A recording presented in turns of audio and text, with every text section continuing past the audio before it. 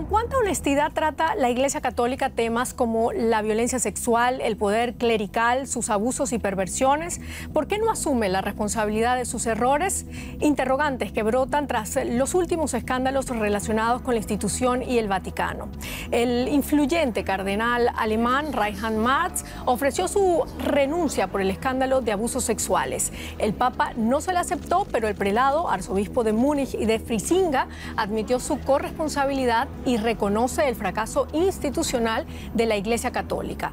Al mismo tiempo, en Canadá se descubrió una fosa común con cadáveres de niños indígenas en un antiguo internado católico. Dos hechos que profundizan aún más la crisis. Poder y abuso. ¿Se puede reformar la Iglesia Católica?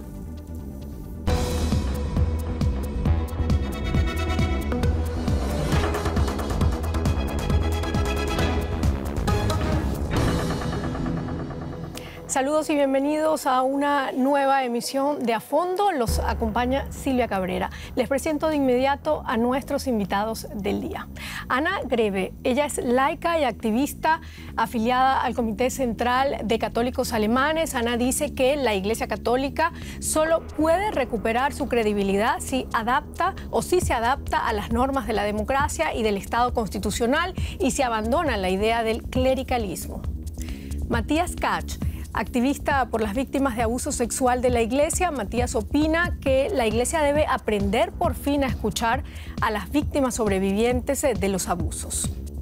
María Paz López es periodista y ex corresponsal en el Vaticano para el diario español La Vanguardia. María Paz dice que el gesto del cardenal Marx de dimitir por un fracaso sistemático de la Iglesia Católica en su gestión de los abusos es significativo de una nueva vía. Gracias por estar ustedes acá con nosotros y gracias por aceptar la invitación. Comenzamos de inmediato. El Papa Francisco admitió hoy que toda la Iglesia está en crisis a causa del asunto de los abusos y dice además que la Iglesia no puede dar un paso adelante sin asumir esta crisis. Me pregunto, y eso es lo que quiero compartir contigo, Matías, este interrogante, ¿son los abusos sexuales la causa principal de la crisis dentro de la Iglesia Católica? Son el símbolo de la crisis. No es la causa única, pero está muy al fondo. Y es una crisis fundamental, o sea, una crisis de estructura, de los personajes, de liderazgo, pero yo creo también una crisis de doctrina, porque estamos hablando del tema de la sexualidad, que está muy a fondo de todos esos crímenes del pasado.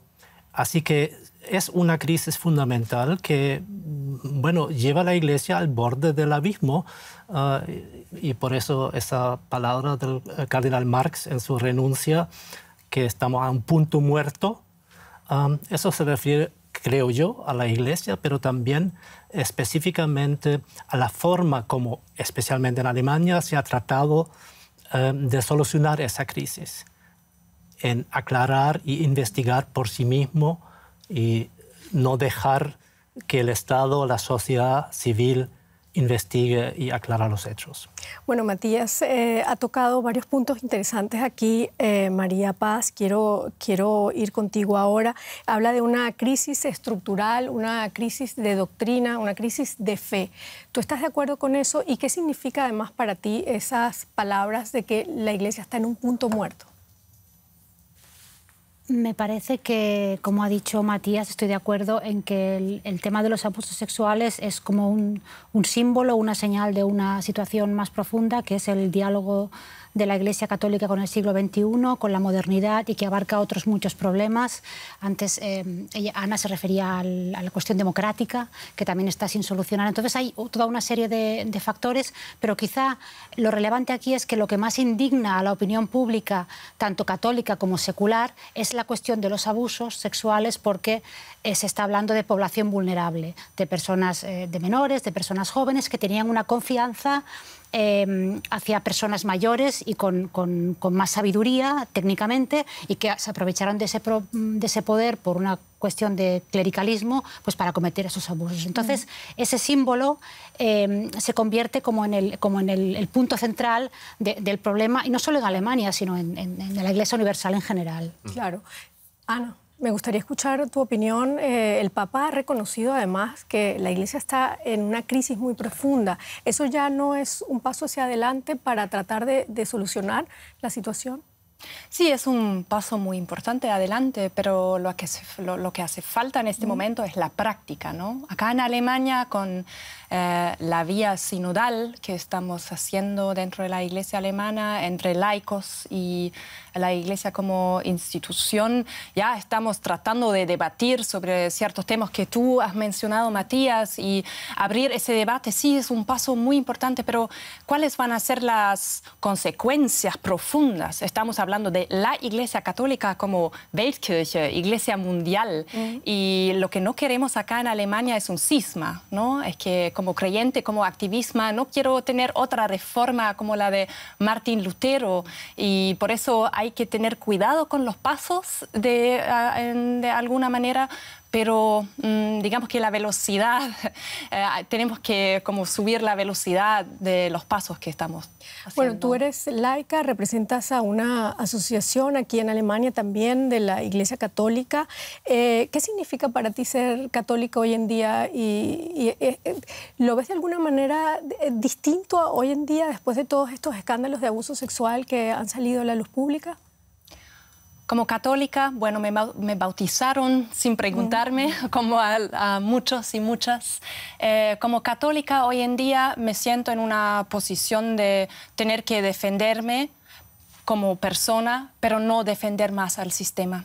Porque el sistema ha causado tanto dolor, violencia y crímenes que no puedo defender más al sistema mismo, pero a los valores con los que crecí, que son mis valores como solidaridad, caridad. Eso sí quiero seguir defendiendo, pero igual me cuesta mucho. Soy feminista. ¿Cómo feminista puedo defender a esa iglesia que me trata como un ser humano de segunda clase, ¿no? Es decir, que para ti es una crisis estructural más que una crisis de fe. Son dos crisis muy vinculados, ¿no? Pero creo que más que nada es una crisis estructural porque vivimos en una democracia y a la vez hay un sistema paralelo que no tiene nada que ver con democracia. Así como demócrata no puedo tolerar tener dos sistemas a la vez. Matías, ¿por qué la Iglesia es tan cerrada? ¿Por qué no acepta los cambios? ¿O por qué pareciera que no acepta esos cambios? Bueno, es un sistema de poder y los poderosos tienden a mantener el control y les cuesta dejar flotar las cosas. Yo creo que es una crisis de la estructura, tiene que ver con esos problemas del siglo XXI, la confrontación con una estructura que ha crecido en la Edad Media y en las épocas antes, y que al menos 200 años le faltan de desarrollo de la sociedad moderna. Eso es un lado. El otro lado creo que tiene que ver con la sexualidad, con el tema de la moralidad sexual. Durante siglos la Iglesia ha sido en paz con la sociedad en estos temas.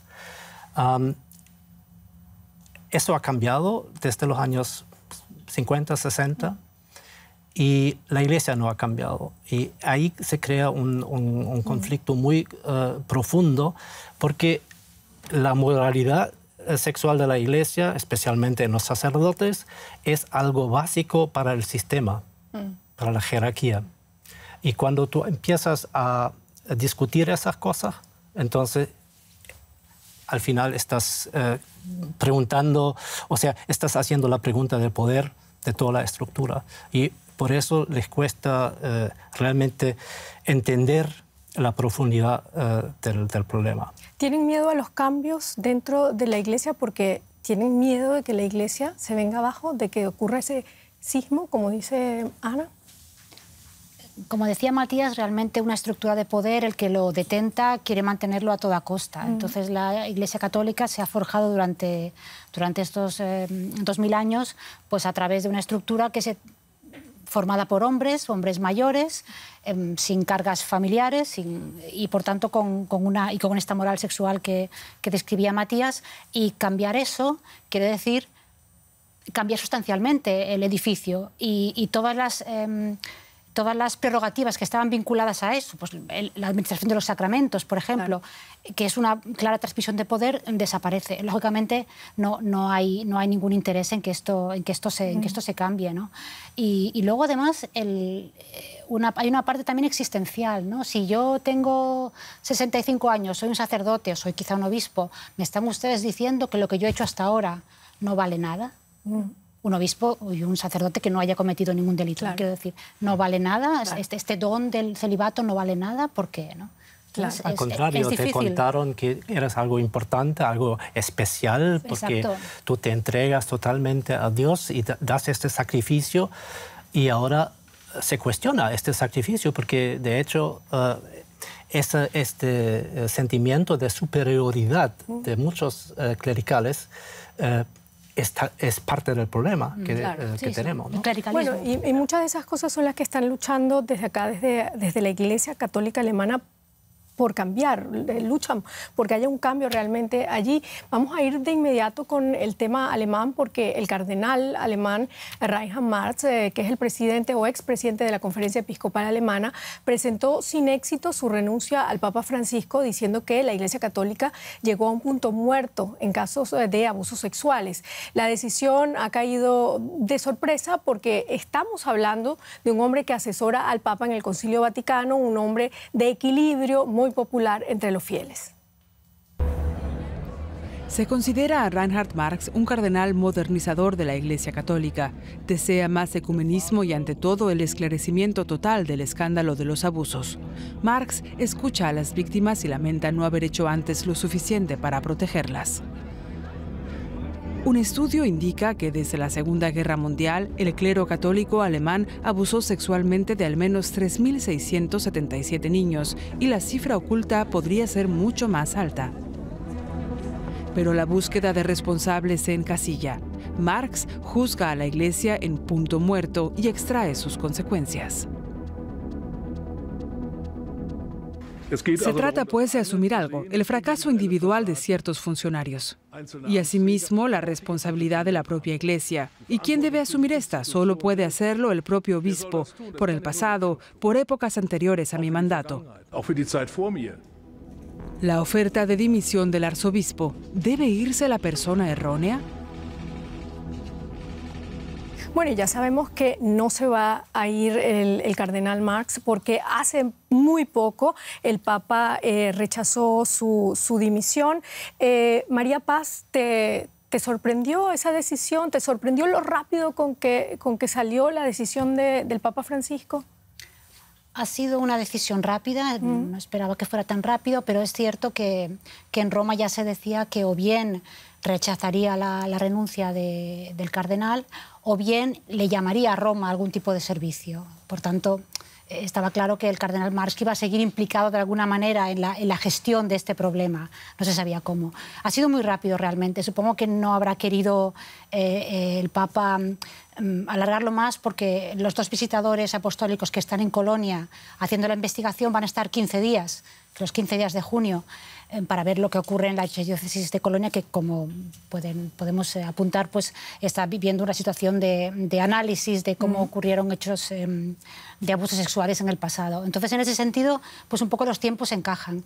También me gustaría llamar la atención sobre el timing de las cosas, porque el cardenal Marx ofreció su renuncia como arzobispo de Múnich y Freising el día 4 de junio, que era un viernes, y el lunes anterior en el Vaticano se había presentado una revisión del Código de Derecho Canónico para afinar un poco la descripción de delitos de carácter sexual, ¿no? que básicamente pone el foco en cómo la jerarquía debe vigilarlos, castigarlos, monitorizarlos, ¿no? Porque hasta ahora había un cierto agujero negro que permitía que cada autoridad eclesiástica hiciera un poco lo que le parecía. Entonces ahora nunca más podrán decir, no está escrito en un lugar lo que hay que hacer, ahí lo pone. Entonces esta sucesión de tiempo, bueno, y el hecho mismo de que el día de la renuncia, el día en que se anunció la renuncia del cardenal Marx, la archidiócesis colgó la carta de renuncia en italiano en su página web.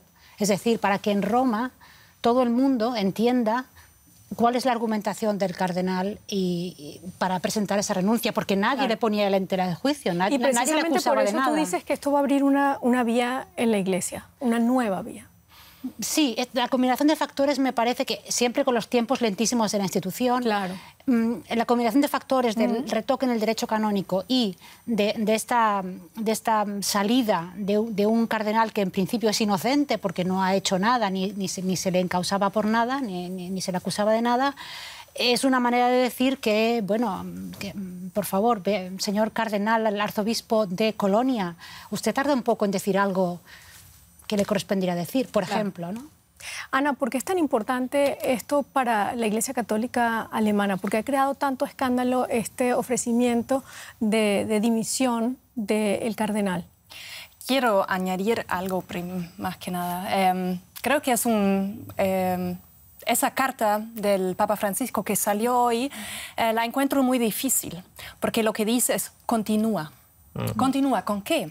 Con ser como un cardenal que supuestamente no ha hecho nada. Quiero poner eso en duda también porque no sabemos qué pasa en los archivos del obispado de München y Freising, no lo sabemos. Y de Trier, bueno, tienes nosotros razón. En español le decimos Frisinga, ¿no? Frisinga.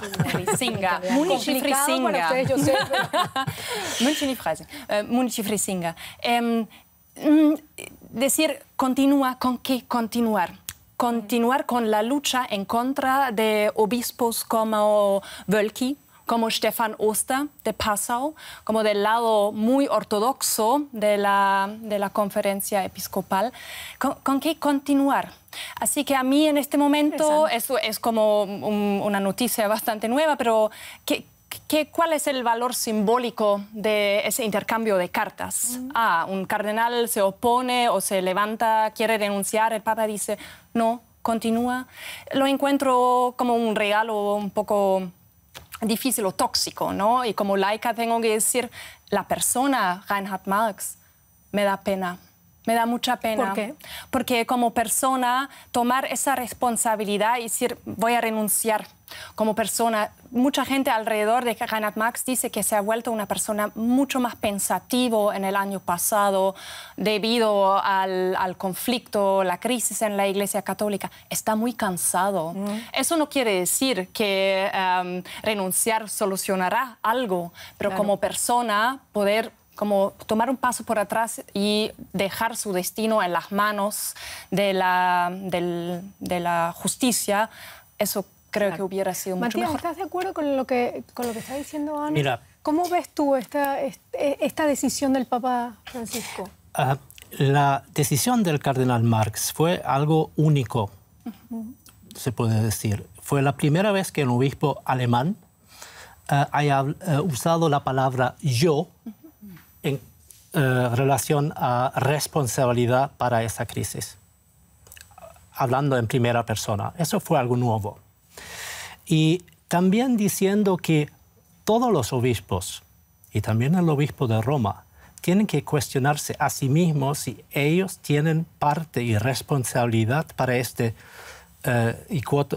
cito el Papa Francisco cuando dice el sistema de abuso y encubrimiento. En su carta al pueblo de Dios en Chile usa esa frase. Eso es un mensaje muy fuerte para todos los obispos en el mundo. Y apenas una semana después el Papa dice muchas gracias, pero no tanto. Eso es como devaluar el signo, el símbolo que el cardenal Marx quiso dar, el significado que quiso dar a su paso. Pero tengo otro problema. Como representante de un grupo de sobrevivientes víctimas de abusos sexuales, me siento utilizado en una lucha política interna de la Iglesia Católica entre diferentes facciones de política clerical, y eso no debe ser. O sea, nosotros tenemos demandas muy claras hacia la Iglesia. La política de cero tolerancia, por ejemplo. Vimos imágenes de Roma del año 2019, cuando el cardenal Marx, como uno, yo diría, el único representante de los obispos que habían llegado a Roma a invitación del Papa para hablar de esa crisis de abuso mundial. Y él vino a conversar con el movimiento de las iniciativas de los grupos de sobrevivientes que venían de diferentes 25, 26 países del mundo. Yo creo que la Iglesia tiene que escuchar a las voces de las víctimas, de los sobrevivientes, y las demandas que tenemos, que es aclarecer las cosas, qué pasó. Muchas veces no va a haber una investigación jurídica porque las leyes en los países no lo permiten, porque hace décadas atrás, cuando éramos niños, ocurrieron esos crímenes. Aclarar las cosas, entregar ayuda a las víctimas. Y estamos hablando de indemnización. Claro. Y eso fue un punto donde el cardenal Marx habló con víctimas de Canadá. Justamente Evelyn estaba en esa conversación, de Latinoamérica, de África, de India. No es solamente un problema de centro de Europa Central, claro. Es un problema de la Iglesia mundial. De la Iglesia, totalmente. Yo creo que él realmente lo entendió y le dio susto esa situación, porque él fue parte de este sistema, él lo ayudó a crearlo y mantenerlo, y ahora se da cuenta que tiene que tomar responsabilidad para esto. Asombra que después de tanto tiempo, María, Matías nos diga que, bueno, que muchos no asumen esas responsabilidades dentro de la Iglesia Católica, ni siquiera asumen que eso existió en la Iglesia Católica. ¿Cuál es y él habla aquí en Alemania. ¿Cuál es la situación, por ejemplo, en España? ¿Es lo mismo? ¿Sucede lo mismo allá? Están apareciendo casos que antes... Era lo curioso, porque a finales del pontificado de Benedicto XVI, que empezaron a aparecer casos relevantes, eran todos en el ámbito anglosajón, ¿no? Era en Australia, en Estados Unidos. Parecía que era un ámbito, un mundo de personas habituadas a litigar ante los tribunales, y que por tanto era más fácil ahí, y que en otros lugares no ocurría, en el mundo latino no ocurría. Entonces ahora en España están apareciendo casos y se están investigando en algunos, tanto órdenes religiosas como colegios, sobre todo, donde se han producido estas situaciones. Y bien, los obispos empiezan a asumirlos, porque además no tienen más... No les queda otra. Es algo que los tiempos modernos hacen que sea imposible seguir situaciones que ocurrían antes, como cambiar de parroquia o cambiar de colegio al agresor, ya es que ni se plantean. Ana, ¿hasta dónde pueden llegar las consecuencias de la investigación de esos abusos sexuales aquí en Alemania? Espero que lleguen a un punto satisfactorio para los sobrevivientes. Claro. Como no soy parte de ese grupo, pero laica, activista, estoy al lado aliada de los activistas, pero no puedo tomar su voz. Es que ellos mismos tienen una voz, por eso Matías está acá, ¿no?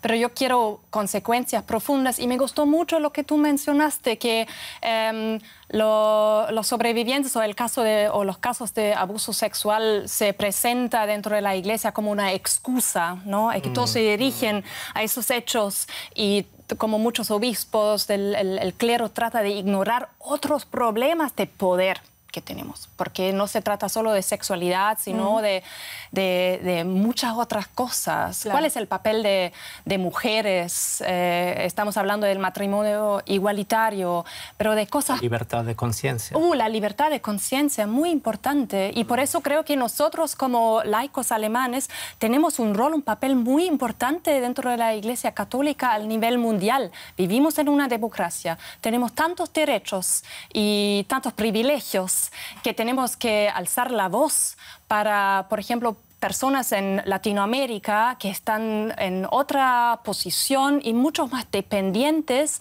a la Iglesia Católica en cuanto al tema de salud. Estamos hablando de Chile, ¿no? Salud, de educación.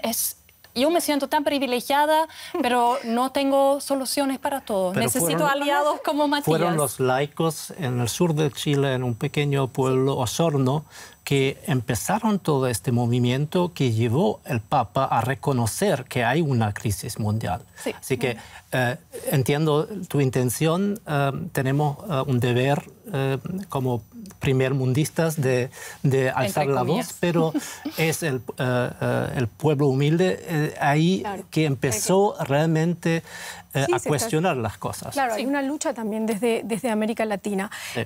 Bueno, ya que hablas de otros problemas, también hay otros escándalos que han salido a la luz pública en los últimos días. Hace poco la Iglesia Católica se vio confrontada con, otro gran escándalo, y es que en un internado católico en la provincia canadiense de British Columbia fueron hallados en una fosa común los restos de 215 niños indígenas. El más pequeño de ellos tenía 3 años.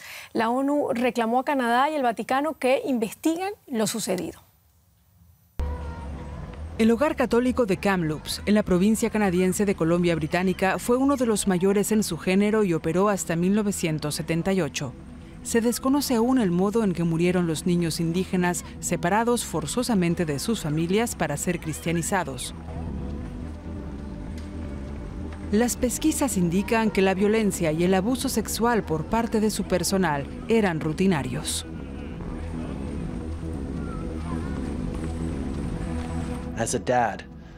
No puedo imaginarme como padre que alguien pueda quitarme a mis hijos. Y como primer ministro estoy aterrado ante una política que robaba niños indígenas de sus comunidades. Trudeau reclama una disculpa oficial a la Iglesia Católica, pero esta no se produce. Quiero, junto a la Iglesia Católica de Canadá, expresar mi condolencia a los traumatizados por esas terribles noticias.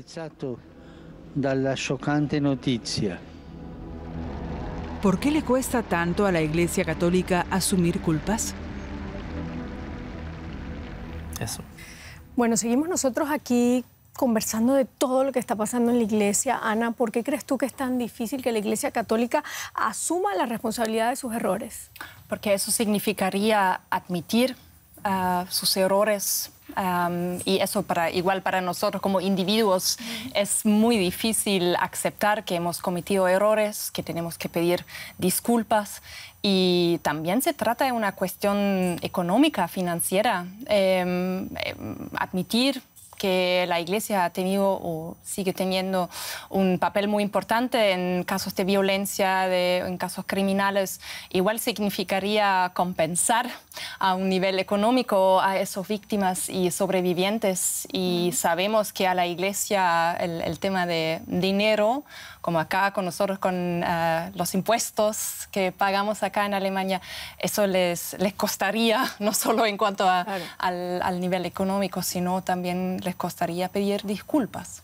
Ana, para nuestro público de América Latina que no paga impuestos a la Iglesia, ¿cuánto se paga aquí en Alemania? Eso depende del sueldo. Es el un 9%. Porcentaje. El 9% es del sueldo que pagan. No del sueldo, sino de los impuestos que pagas al Estado. Y es de ahí que se mantiene la Iglesia Católica Alemana, ¿no? Sí. Y no va directamente a la Iglesia ese impuesto, sino va primero al Estado, al gobierno del Estado alemán. Colecta. Exacto. Colecta los impuestos para la Iglesia, acuerdo, y con esa plata, con ese dinero, trabaja ciertos años con esos intereses. O sea que los intereses le quedan al Estado y el dinero va después a la Iglesia. Sí. Matías, Para ti, ¿qué significa este hallazgo en Canadá? Ese hallazgo tan espeluznante, 215 niños, bueno, los restos de esos niños hallados allí en una fosa común. Bueno, es un hecho terrible, pero significativo porque la Iglesia Católica en muchas partes del mundo es responsable o fue responsable para este tipo de instituciones. Lo teníamos aquí en Europa, en Alemania, en los años 50-60. Lo seguimos teniendo, por ejemplo, en Latinoamérica, en Chile, el sistema del CENAME, donde la Iglesia chilena también está involucrado. Así que eso es un problema. Cuando leo en la carta del Papa, que lo digo yo ahora, las frases exactas las tienes tú, ¿no? La carta del Papa al cardenal Marx. Al cardenal Marx, que en el pasado las cosas eran diferentes y hay que juzgarlas a la luz del pasado, ¿no? O sea, yo creo que matar a un niño y sepultarlo secretamente en un cementerio clandestino siempre ha sido un crimen. Abusar de un niño siempre ha sido un crimen. Y no se me puede decir que había un tiempo donde no se trataba eso como crimen. Así que yo creo que falta todavía un entendimiento de que la Iglesia realmente tiene toda la razón de admitir su propia culpa y su propia responsabilidad, incluso si eso significa que jurídicamente se hace vulnerable a los reclamos de compensación. María, ¿tú qué opinas de estas revelaciones, de estos hallazgos en Canadá? Me parecen significativos de dos cosas.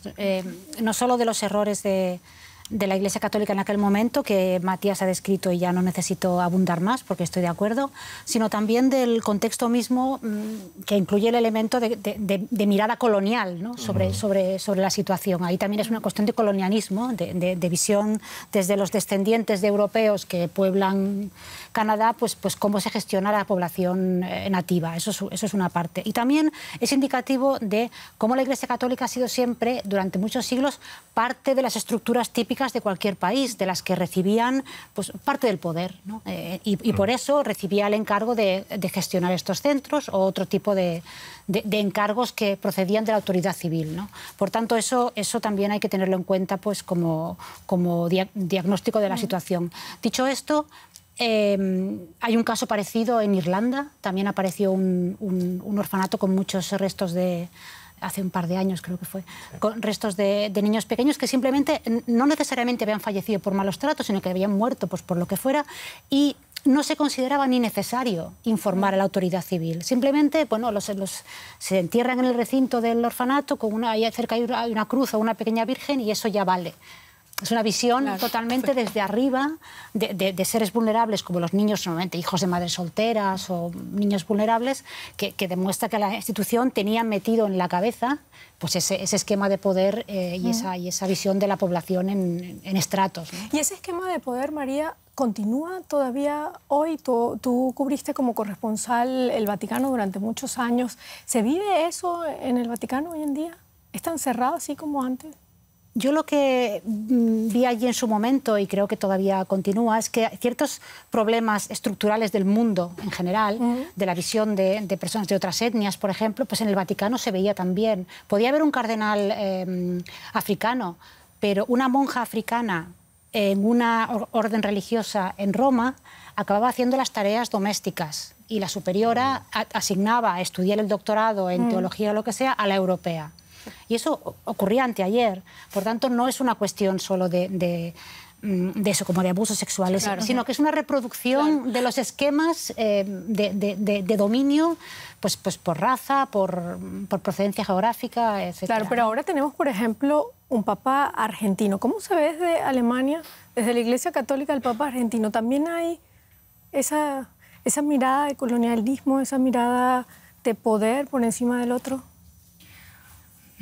Tengo mis dudas, sinceramente, si en Alemania mucha gente tiene ese entendimiento de lo que significa tener un papa argentino, latinoamericano dentro del discurso postcolonial. Es que en Alemania tenemos problemas fuertes con el racismo institucional acá.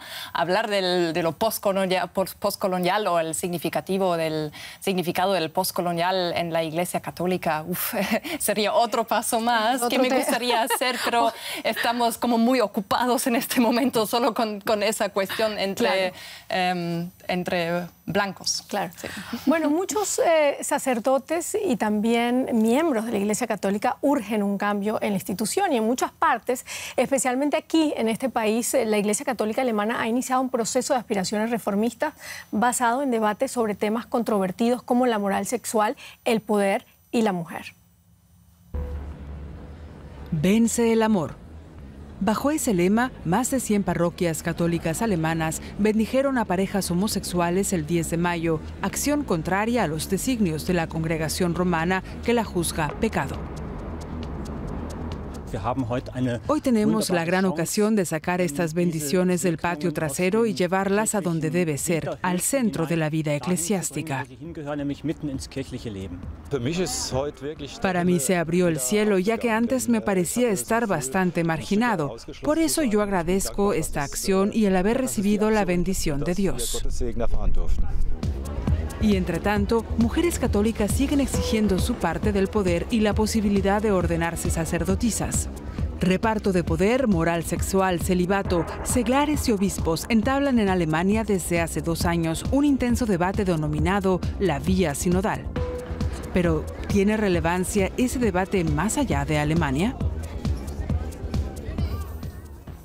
Bueno, nos quedamos en esa pregunta si tiene este debate significado más allá de Alemania. María Paz, ¿qué crees tú? Y sobre todo, ¿qué reputación tienen estos reformistas alemanes en el Vaticano?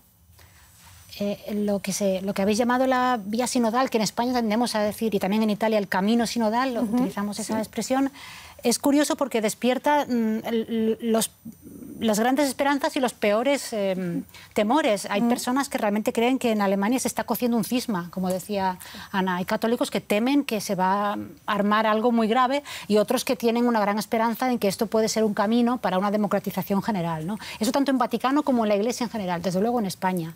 Es muy interesante la idea de que el debate está abierto a laicos y a toda la institución, porque no olvidemos que Iglesia quiere decir asamblea y es todos los bautizados, no es solamente las personas que son clérigos, ¿no? Con lo cual, el foco sobre Alemania actualmente, como decía Ana, en la Iglesia Universal es muy grande, para bien y para mal. Ana, ¿y son los fieles alemanes más liberales que la cúpula clerical?